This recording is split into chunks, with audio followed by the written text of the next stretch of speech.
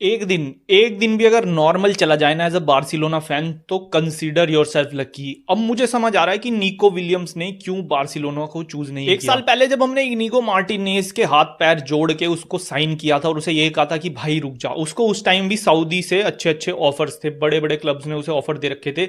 But for the sake of this club, for the sake of Barcelona, Inigo Martinez ने कहा कि ठीक है मैं एक साल रुक जाता हूं और क्लब को हेल्प करता हूं। इसी के साथ साथ इनीगो के कॉन्ट्रैक्ट में ना एक क्लॉज डाला गया कि जब भी उसे सऊदी से किसी बड़े क्लब से ऑफर आए तो वो चाहे तो वो बार्सिलोना को छोड़ के जा सकता है, और वही सेम चीज हुई है। इनीगो का खुद ये कहना है जाने का, जो उसने रीजन दिया वो ये है कि 35 ईयर्स ऑफ एज और वो अभी भी 50 से 60 मैचेस पर सीजन नहीं खेल सकता, और वो कहीं ना कहीं क्लब के लिए एक लायबिलिटी बन के रह जाएगा instead of asset. Hats off to Inigo Martinez, क्योंकि जस्ट एक साल उसने क्लब पे बिताया and this much level of love and respect for the club. I think भाई ही is living as a legend. Inigo के जाने से हमें 14 मिलियन यूरोज तक के वेजेस में हेल्प मिलेगी, और इतने पैसे से हम जो बाकी जो हमारे 4-5 प्लेयर जो अभी रजिस्टर्ड नहीं हो पाए हैं उनमें से 2-3 प्लेयर को तो हम रजिस्टर कर ही पाएंगे।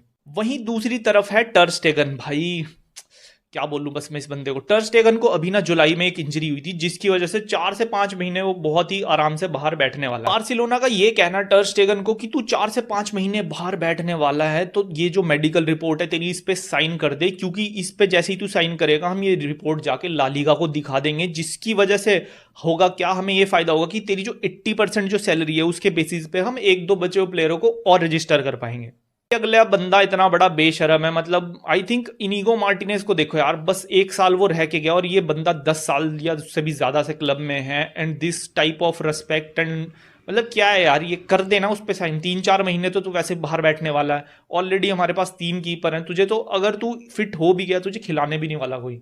नो भाई, जब फाइनेंशियल डिसीजंस की बारी आती है तो we are one of the worst clubs, और मुझे ये कहते हुए शर्म आ रही, क्योंकि यार देखो जो सच्चाई है वो तो है। इनीगो जो हमारे डिफेंस का one of the main player था, हमारी बैकबोन थी डिफेंस की, उसकी और पाउ कुबारसी की जो दोनों का जो डुओ था उसके बारे में तो मुझे बताने की जरूरत भी नहीं है कितनी ज्यादा इनकी अंडरस्टैंडिंग थी।